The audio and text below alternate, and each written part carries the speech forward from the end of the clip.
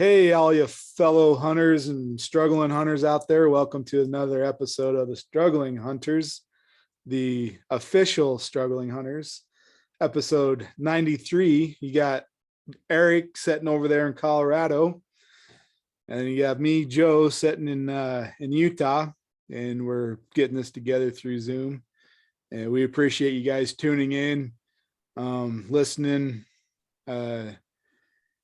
or watching us, whatever you're doing. We really do appreciate it. We really enjoy the hunting community. And for those of you that haven't listened to us before, we get on here. We're, like we said, name says it, we're two struggling hunters trying to become better and enjoy the hunting community, trying to better ourselves for the next year. So that's what these podcasts kind of represent. And sometimes we may not give you the best information because we're still trying to digest the information that we're eating, and we like to sound like we know what we're talking about, and we're getting better at it, but sometimes we're not as good. But tonight, for those of you that have been listening, we've been discussing an article for 10 tips on bow hunting elk, and we're on number 8. And we're going to be talking a little bit. So that's one topic tonight. And then another topic is going to be an article on wolves. We'll be discussing that on the other side of this podcast. But and I guess we'll just kind of jump right into it from here and get into the number 8 in our bow hunting article. And I'll let. So for those of you that don't listen, I shouldn't say don't, we want you to listen, not don't want you to listen, but that haven't listened before. It seems no one's really said anything but me and Eric, but it seems like whenever I get on, I start talking, and all Eric is if you're watching on YouTube, is a pretty face smiling. Sometimes. So sometimes I might give it a heart out and put Eric on the spot, and and he's stuck there backpedaling, trying to decide what to say. Pretty much. But so I guess we'll get back to the article, and we're on number 8, and I'll just go ahead and give that to Eric and let Eric get going in on our story here tonight. So number 8. Sounds good, Joe. Thanks, Mr. Big Show. Yeah, so tonight we got set up in front for number 8. Real quick, in the past 7 weeks, I guess, we've had tag team bowls, sound like an elk, hunt hidey holes, find elk, be bivvy ready, practice, get in shape. And today we are on number 8, set up in front. Set up in front basically means set up in front of a blind. Like, don't get, the way the article reads is basically put your whitetail deer hunting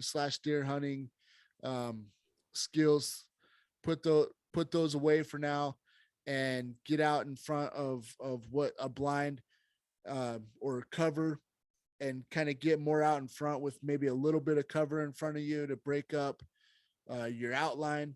But elk are not as visual as deer necessarily, and the idea is they're not going to see you as easily, so you can get out in front, get that better shot off, and hopefully get some success. I would say that's something that I'm kind of working with.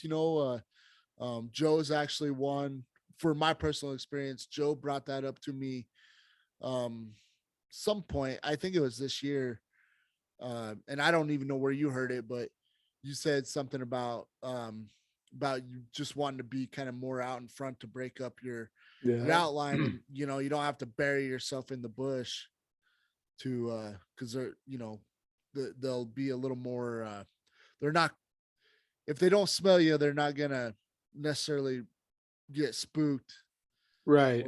Or less of a chance of seeing you there, because I think their eyesight's just not as good or whatnot is kind of Yeah, what. I don't know. Yeah, maybe they don't quite give their eyesight the respect it needs or something.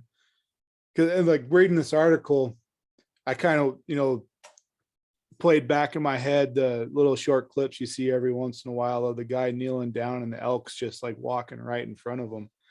And I've watched those videos in awe because I'm like, yeah, I get thinking about myself and like, could I hold it together with an elk like literally the length of an arrow away from me? Like, it's just, and then and then it's like, oh well, how can it get that close? Like, it's not like the elk came running right up into that position and wasn't paying attention. You watch those clips, and the elk are more than likely just meandering up to the area. So Uh-huh. they should be able to scan the horizon or the area in front of them. And like the article was saying too, is maybe wear some gloves or put some face paint on to break up your face reflection or not reflection, just so you don't have you're not glistening in the sun. You camo in your face a little bit, Yeah, basically trying to blend in with your background. and it's just when it was like it's not gonna see you if you're really kind of camoed out.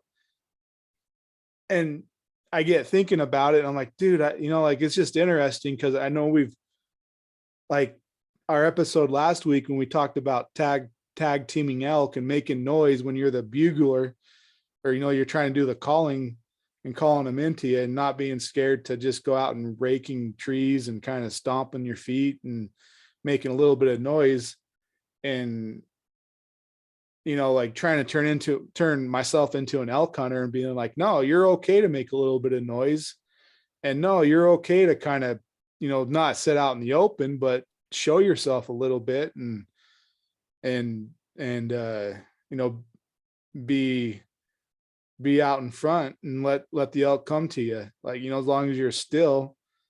Like it's just crazy because like you said, there are like your deer hunting skills, you can put those away. This is elk hunting, it's a little different. Yeah. And it's just and it's trying to morph your mind into being like, oh, okay, there is a difference between elk hunting and deer hunting. I would But say that's been our biggest learning curve doing yeah, elk hunting uh is trying to learn trying to learn the difference and how to hunt how to hunt differently for whatever game you're going after. and being okay to hunt differently, like And flipping that switch, because I feel like I get out there and I think I said it before, but I get out there and I sometimes revert back to my old, we'll call it my old deer hunting skills, because that's yeah, what I know.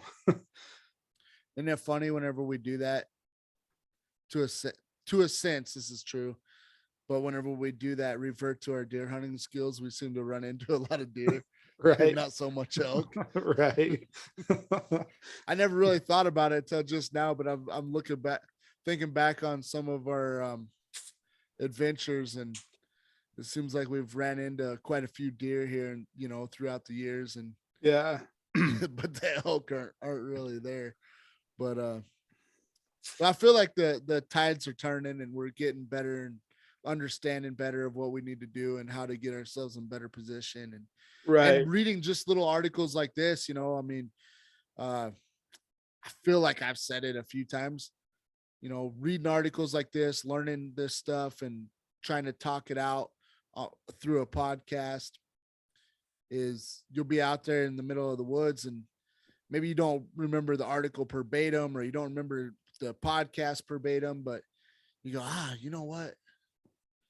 This is, I need to adjust here. And I don't know. It just seems like all those little things just help, it's all about the education project process. And Joe and I we're learning it ourselves and trying to get better and sprinkle that with a little bit of luck, and I think we'll be okay. But yeah, set up in front. I mean, obviously, I don't know if we have a ton of experience with that in the way.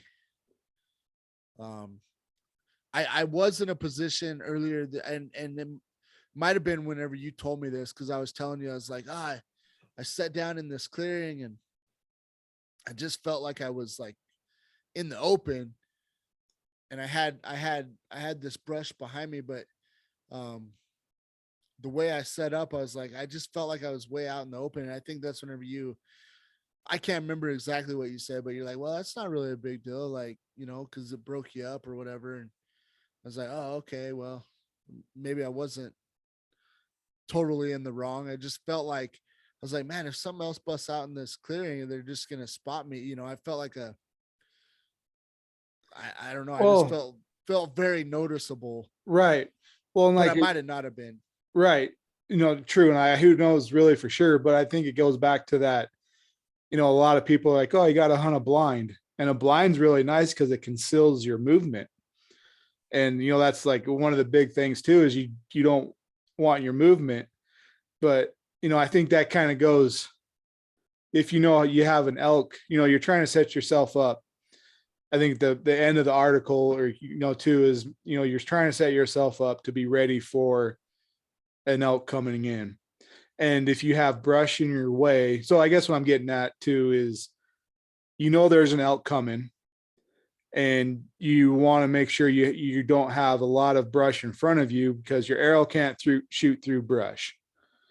And so as long as you can stay still, get yourself set up, and take advantage, of when the elk's not looking at you, and the less obstacles in front of you, the more of a chance you're going to get a good shooting lane. Mm. And so, if you're sitting there and you have a tree in front, you're sitting back in a bush, and you're behind a bush, and you got to try to walk around the bush to get Yeah, around to make a shot. you might not ever even be able to get a shot off because you don't have a very good shooting lane being Right. behind the brush. Right. Yeah, a lot of stuff to try to remember, but I think trying to blend as much of it that you can into one, it can it'll all pay off in the end. It'll all work out, and it all kind of helps get you to your goal. Right. So yeah, that was number 8. Yeah. Unless you have more on it, I don't know. I No, don't know if I you're don't. gonna. I don't have anything any more on it. I guess kind of to close that up, and it's a whole nother rabbit hole you can go down. But it would be just to understand what camo pattern you're wearing compared to what vegetation you're hunting in. Because you might be wearing camo, but if you're wearing maybe the wrong colors, and I don't know how much that really plays into it, but the more you can match where you're hunting, the less or the more concealment you're gonna have. You're gonna be. I've I've heard of a lot more people doing more I mean, this is kind of another rabbit hole, I guess, since you brought up camo patterns. Um, in archery, I don't know if it's as big of a deal, but I've heard of more people doing more solid, and it got me thinking that way too. And my biggest thing is in the rifle, you got to be decked out in all that orange. So Right. I'm like, well, I mean, whatever camel pattern, I mean, it kind of defeats the purpose. So Right. I've tried to, over the last few years, whenever I'm buying gear, um, because of that reason, I've been transferring more to solid colors for the later season hunt, or I definitely don't think about it as much anyway for the later season hunts, because I'm like, well, I mean, we got these big old orange vests on, like, what's the difference if my camo patterns one way or another? Right. Oh heck, look at there. There's a big old orange blob going through the woods. It's just floating. Yeah, exactly. So with that in mind, the early season stuff, I still like to camo out, but that's just because I like to camo out. I mean, that Right. it really has nothing to do with anything, really. I mean, I could go solid color if I wanted, but that's just kind of how I decided to break it up. Is the earlier season stuff, I'm just gonna kind of do more camo, and then the later season I'll do more solid colors. Um, but that goes back to the Fred Bear thing too. Is one of his commandments was well, the commandment was be still or something. Because Your grandpa your grandpa hunted in plaid. plaid, yeah. Yeah, So right. uh it's something to consider. I mean, I think Isn't just that kind of funny? Like, God, so we're going down rabbit holes, guys. We were trying to get onto our next topic, but we, but like, your grandpa was out there, great grandpa was out there in plaid and killing nice bucks and having a grand old time. And, he probably spent $6 on his whole hunting outfit. And we're like, oh, I got to spend $300 or, I'm wearing $1,000 worth of hunting equipment and I still can't kill anything. yeah, right. There's probably something to it. Right. I'm sure there is, but at least you look good out there, I guess, in your $1,000 stuff. Right. But it does kind of make a difference. I feel like since I've been putting more money into my gear and stuff, is just they last longer. They're designated for that. Most of that stuff that I have, I mean, I'm gonna get so many years out of it. The problem with that justification though is they come out with something new and you're like, oh, I gotta have that. That looks Right. cool, Right. So Maybe that's so what grandpa said about a plaid pattern. yeah, you're probably right. Oh man, that plaid pattern, I gotta have it. Gotta have it. Oh, this is gonna help me get the big bulls. Yeah. Nah, I don't know. I think, well, you know what? It might help though. Like all of it probably helps to a certain degree. So, the camo patterns and Right. No, it does. I'll say that, like that higher end stuff, it seems like the material is a little bit better. It might be designed a little bit better for what you're doing out in the woods.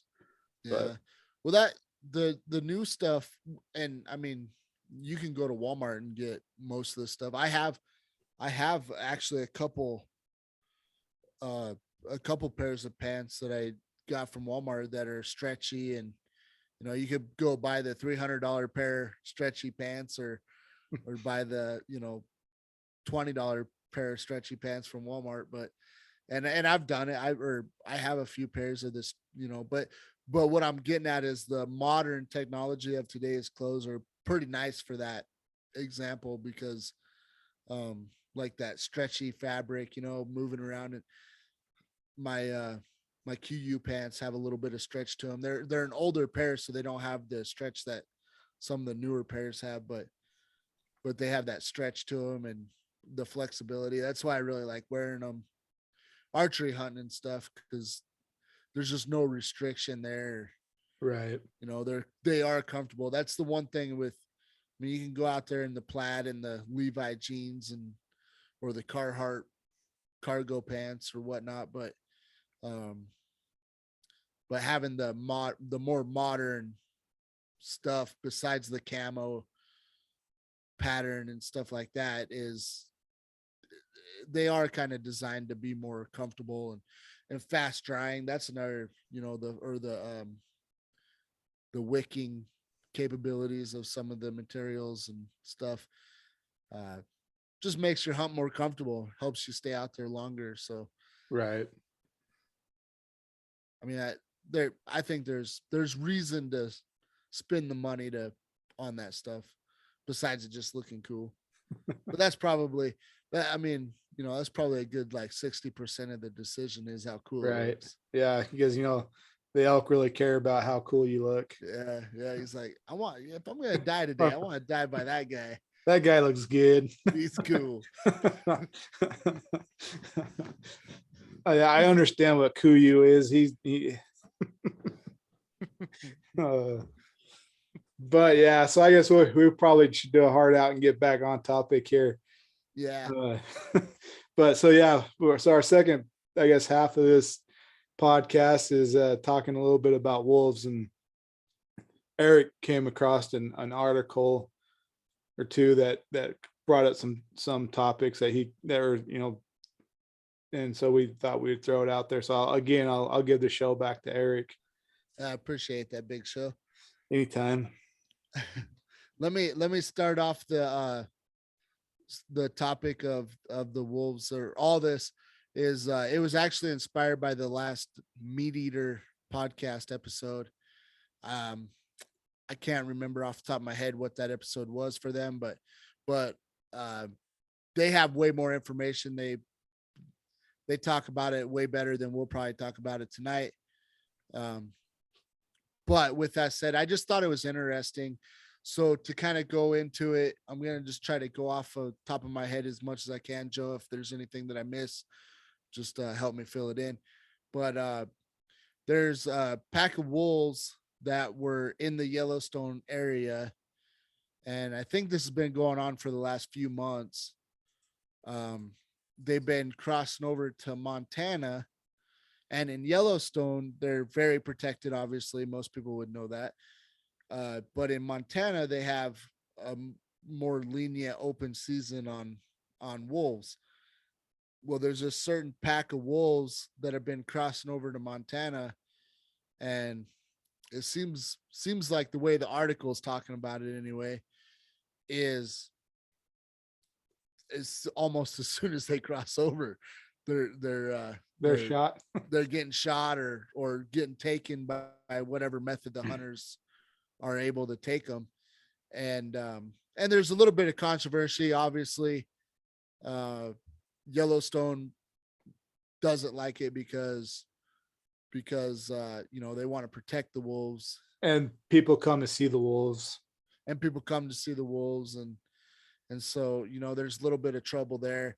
And then over in Montana, the rules are obviously a little bit different, and they're they're taking a different stance on how they manage the wolves in Montana.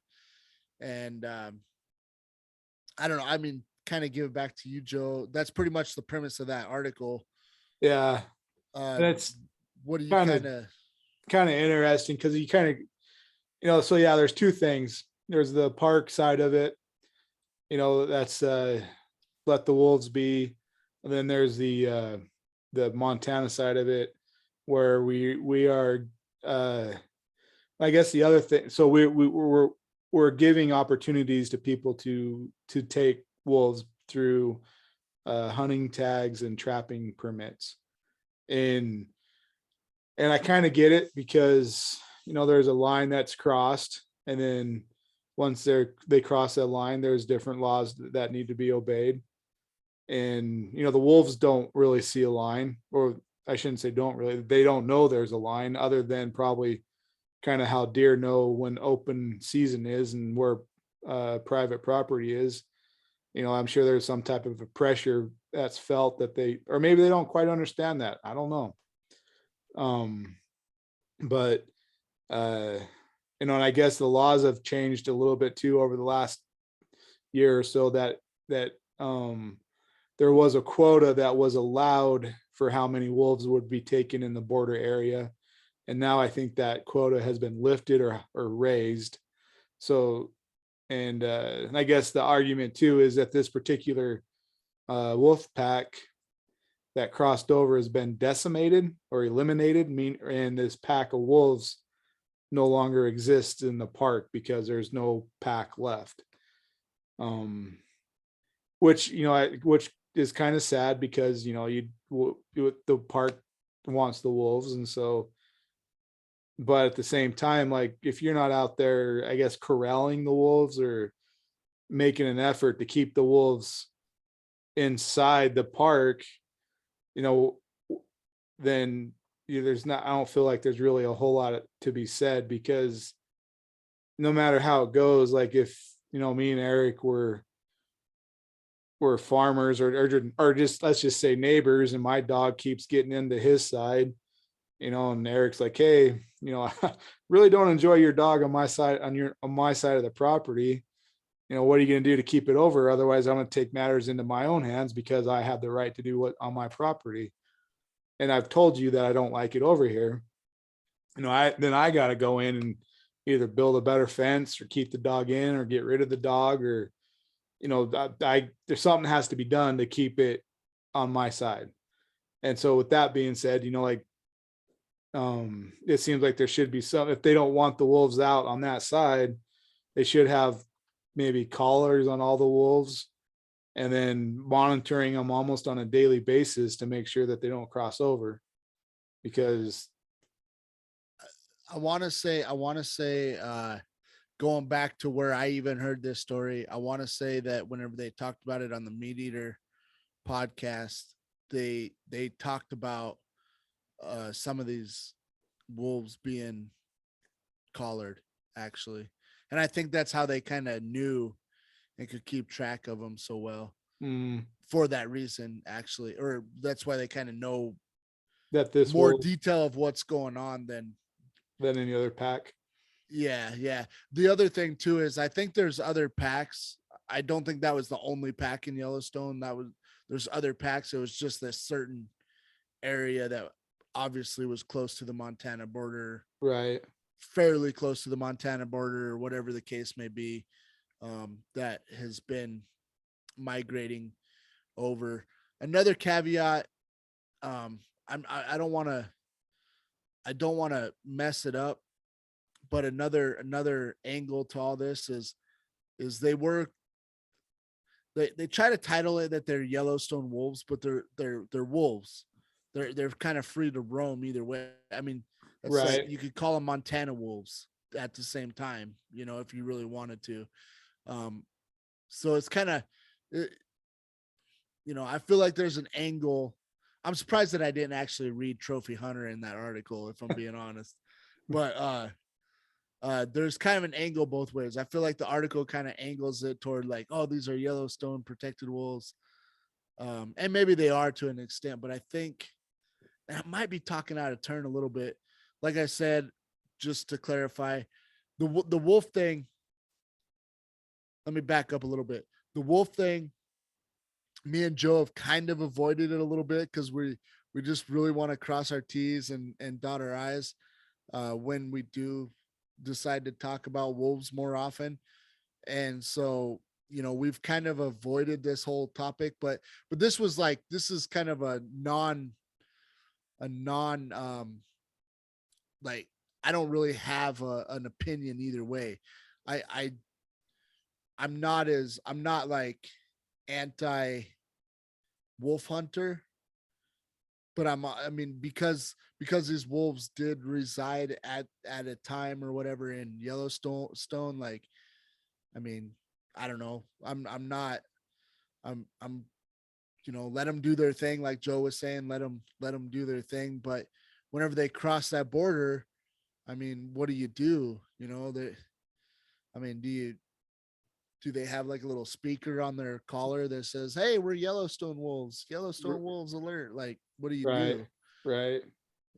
So, so yeah, I don't, you know, Joe said it best, I think, before we got on the podcast. We kind of briefly talked about it is kind of see both sides a little bit, even though as a conservationist and a hunter and, um, you know, anytime that somebody legally hunts with a legal tag, I mean, I don't have a problem with it. Right.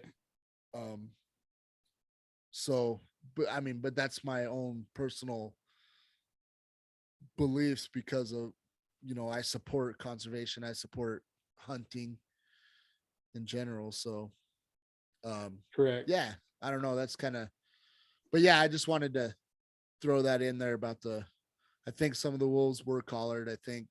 Well, I'm sure they were, but I just, it's like, I guess my point is if you don't want them shot and you know that there's a spot that they can cross into that's going to take them out, you got to do something to keep them from going over there because they have the right.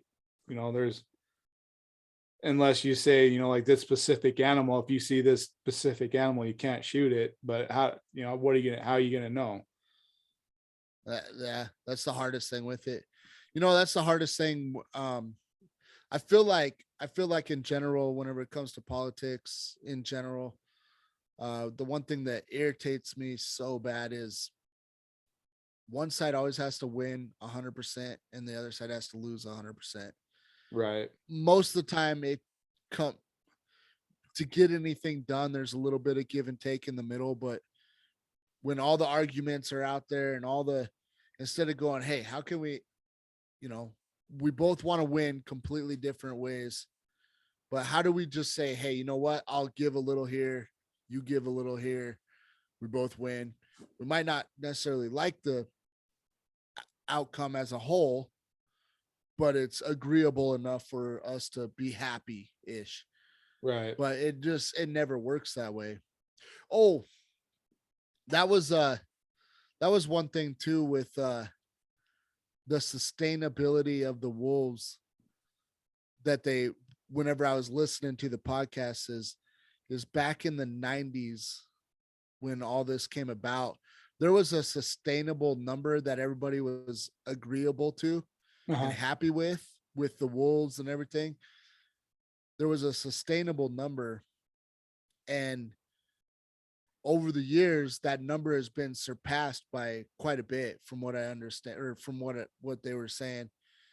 And uh but this situation, it's a problem, but the wolves numbers are higher than what everybody agreed with back in the 90s Huh. when the wolves were reintroduced. So like they said on the podcast, whatever happened to that number? How come we're not looking at that going, hey, we should all be happy here? You know, we're managing the wolves in this way because when we all agreed to reintroduce, we just wanted the numbers to get to this point. They've surpassed that point, so now we should be able to manage without any pushback. But uh, I don't know. Yeah, I feel like I just know enough to be dangerous. And like I said in the beginning of that part of this, our topic and the article that Joe and I read tonight, um, to kind of get a quicker understanding of everything I just said, just go to the Meat Eaters last podcast and and kind of listen, hear them out.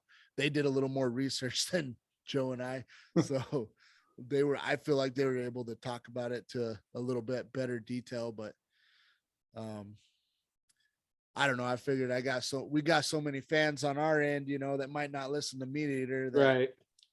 try to help those guys out. They could probably Yeah. use it.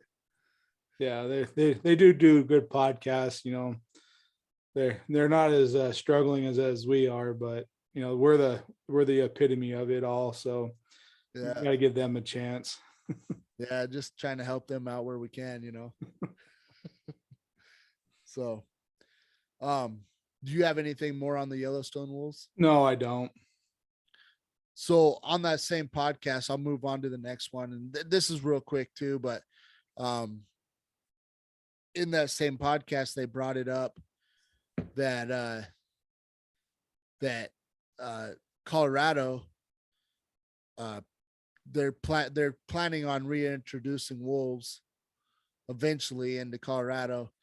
Uh, but there was actually a pack of wolves, I want to say in Jackson County. Was that right, Joe? Do you remember seeing that?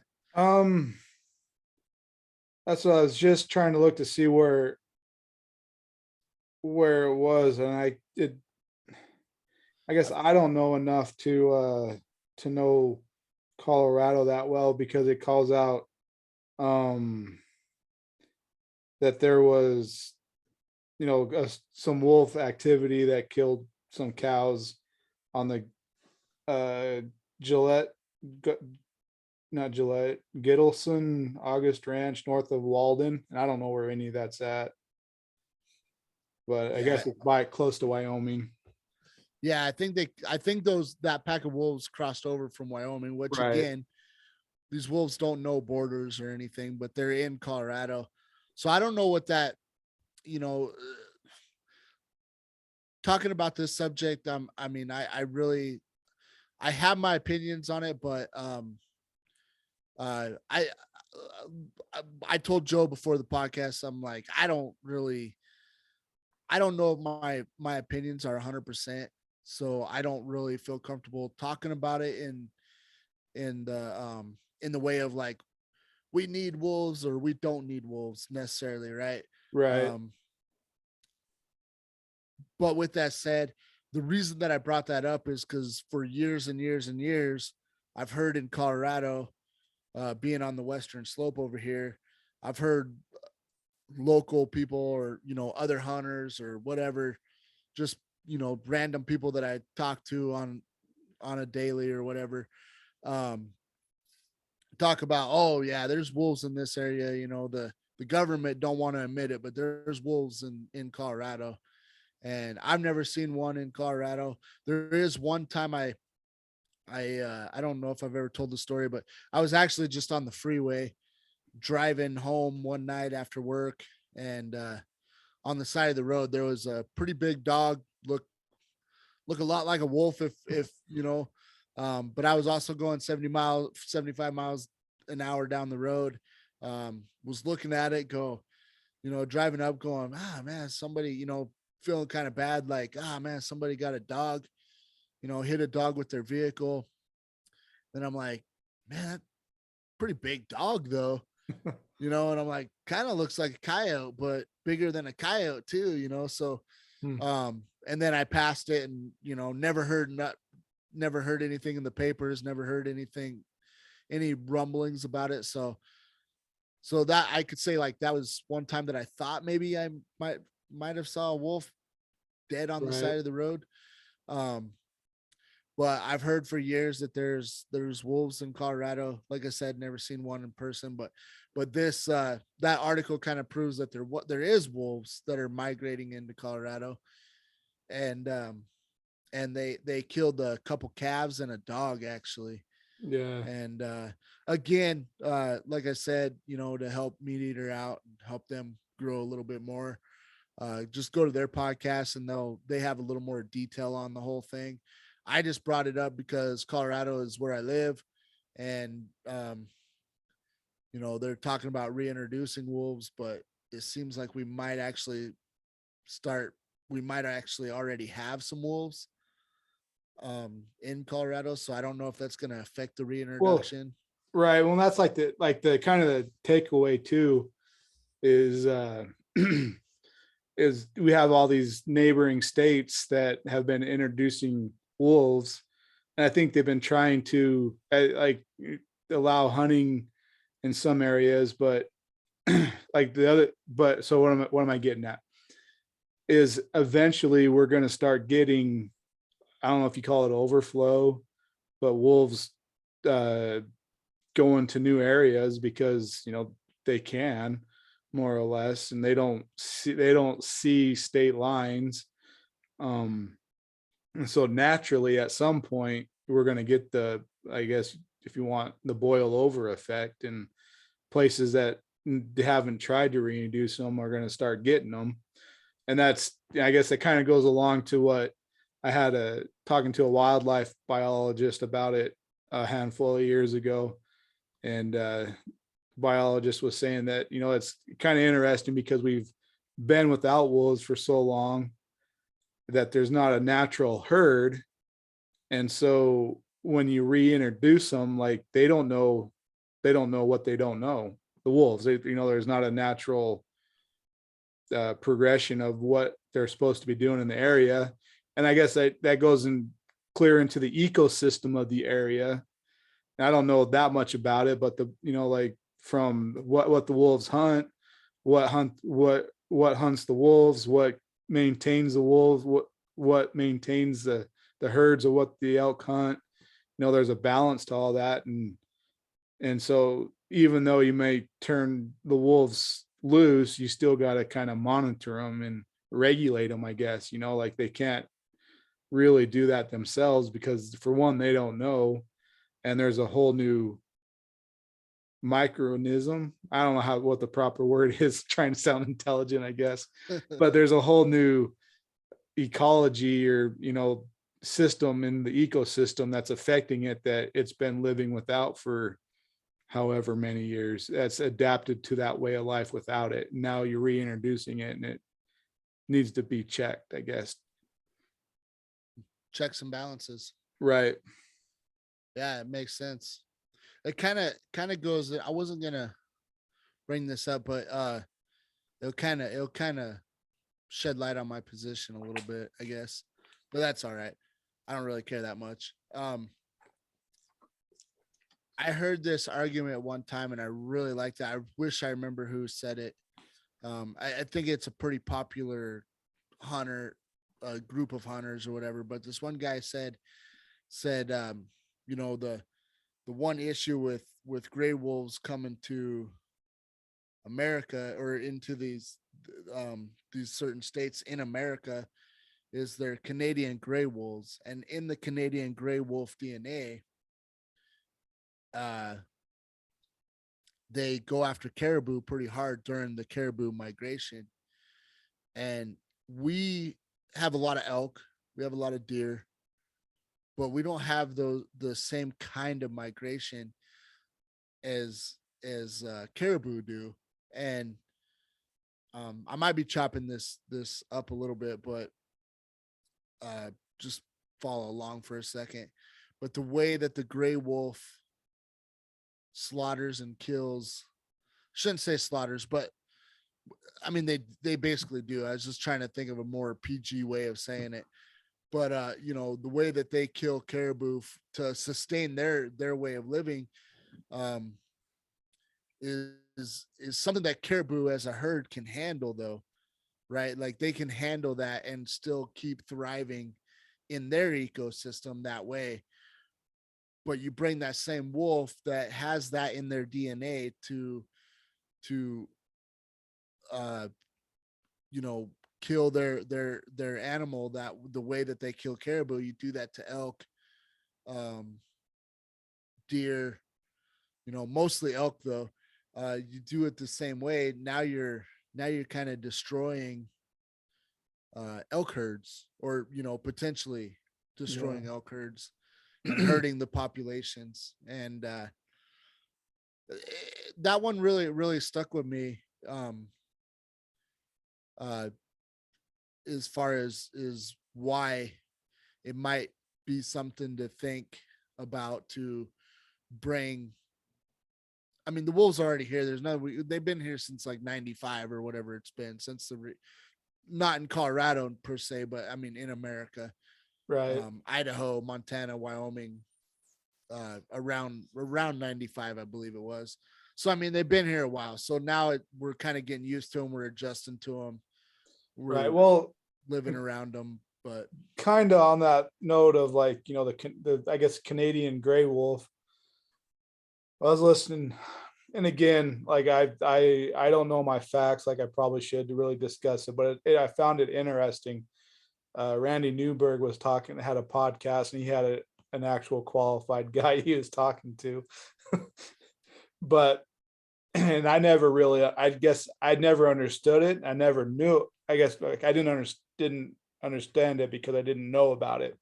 What I'm getting at is there's different species of wolves, and and that it doesn't seem like they're really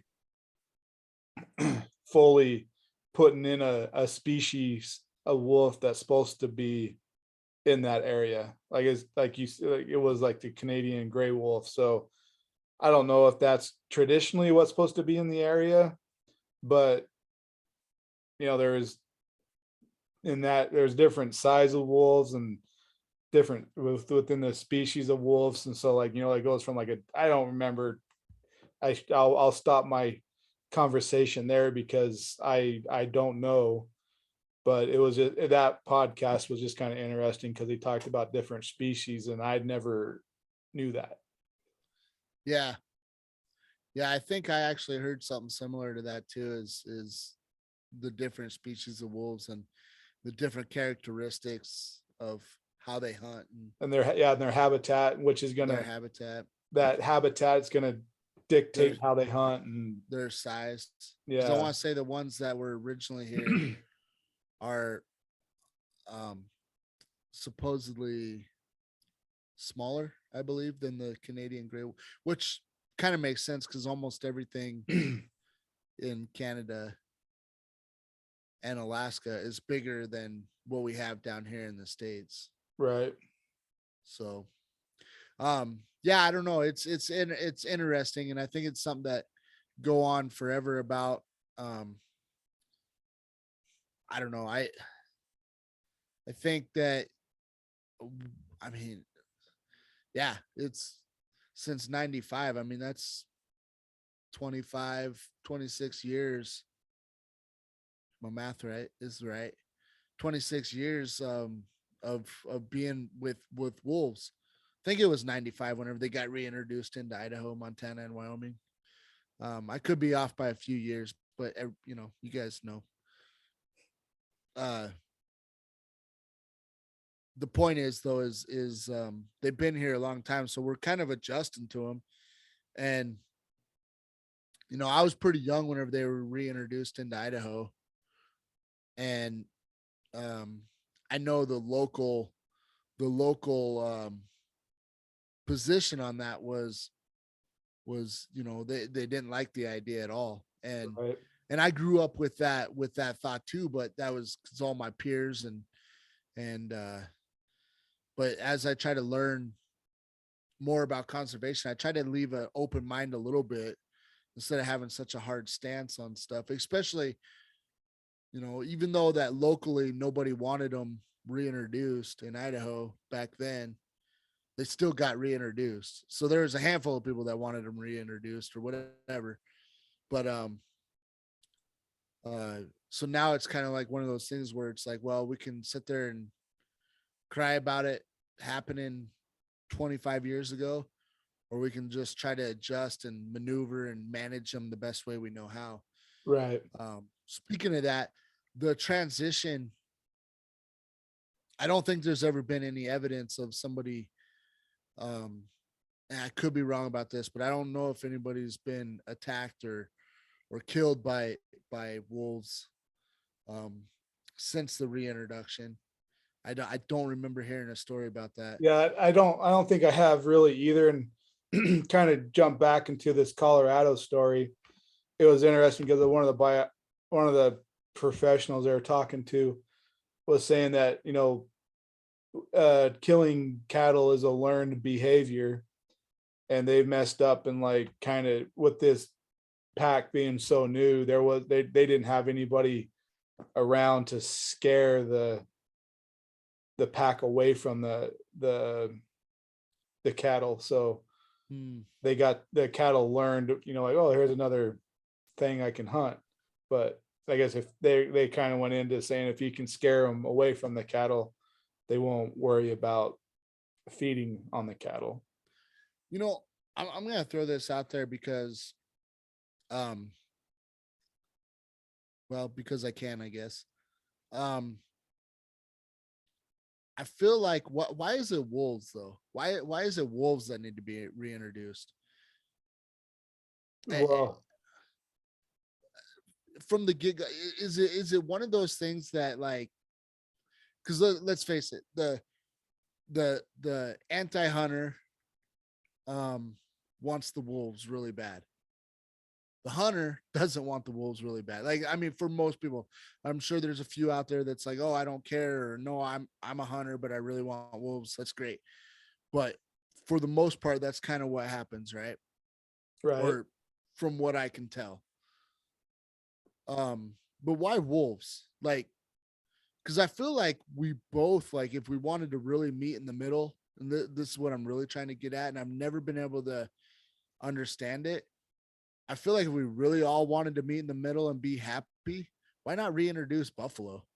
Or, you know, Right. like try to grow those herds. I know that we have some buffalo, but like really try to make an effort to regrow buffalo. And then when you get a sustainable herd of buffalo, then you reintroduce wolves. So then the wolves have something to chase after. or I should say bison, right? Because buffalo's not. True. Yeah, but Correct. everybody knows what I mean whenever I say buffalo. So, Yeah. um, but honestly, like I feel like everybody will be happy. But is it the wolf, the one animal because that we're trying to reintroduce because it does it's kind of like I'll poke you in the side, Yeah. like I don't, the anti-hunter gets to poke the hunter in the side. Like, I got one on you. Because I feel like right. we'd all be pretty happy if we could reintroduce bison. I'm just saying. Yeah. I don't know if it's, yeah, it's interesting. That'd be interesting. That'd be interesting to kind of go down that rabbit hole of of what's being done to reintroduce buffalo, because here in Utah there is a handful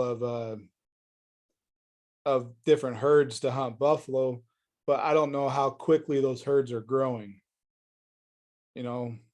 meaning, is it the one thing about the buffalo or about the wolf is that they reproduce quicker than a buffalo?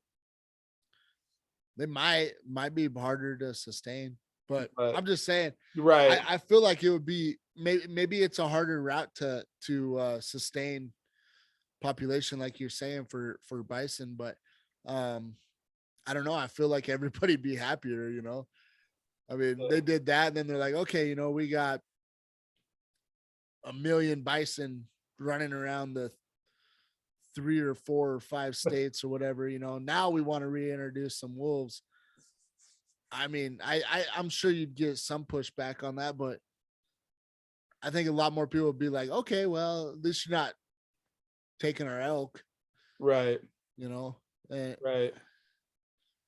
I don't know. I don't know. It just seems like that would be the happy medium, but instead we got to deal with wolves. But I never understood that because I feel like the bison is the sad story. I mean, the Right. wolves are kind of sad too, but man, the bison, I mean, they say like they estimated like million like during the bison migrations. Um I mean, you just for miles, you'd see bison for miles and miles and miles. I Yeah. mean, you couldn't see the end of them. There was if you were standing on one end and your buddy was on the other end of them, like you couldn't see each other. There was so Right. many bison running in the middle, and estimated millions of bison, all gone, all gone. I mean, I mean we have like bison farms or whatever, and Right. some bison herds, but uh I don't know. It's just crazy to think like that because of the bison. I feel like I heard this somewhere else, but because of the bison, the bison were our biggest sacrifice to for the conservation efforts that we have today. Hmm. The bison are the one animal that sacrificed basically their lives To prove a point. to kind of prove a point and to make conservation what it is today. Right. They were that sacrifice, but no talk about reintroducing them. Right. But the wolves is the big one. And it always kind of, I mean, I'm sure, somebody listening to this might, which, hey, leave a comment on our YouTube if you have an opinion about this, but it just, it's one of those things that, I always kind of wondered. I mean, even way back when I just like, well, how come we don't reintroduce bison? I feel like we'd all be happy if we tried to work on that a little bit, Right. but it's the wolves that we got to reintroduce. I don't know. Oh, so you have any more else? No, I think I got my little 2 cents on that, what I felt like I wanted to share tonight. So I'm good. Well, sounds good. Well, I'll go ahead and get us out of here, Joe. Okay. Um, yeah, with that, guys, let's work on reintroducing bison. And I want to hunt bison one day. Maybe in the next 20, 30 years, we can do a bison hunt sometime. Yeah. But let's work on that. Thanks for listening to the struggling hunters. We really appreciate you guys. We're on episode 93 and still doing it, still going hard, trying to get better every day. Really appreciate the guys' support that supports us. Without you guys, we obviously wouldn't be doing this. We just settle it all with a phone call every once in a while. But with that said, thanks for supporting the podcast. Have a good one, guys, and we'll see you in the next one. We're out. See ya.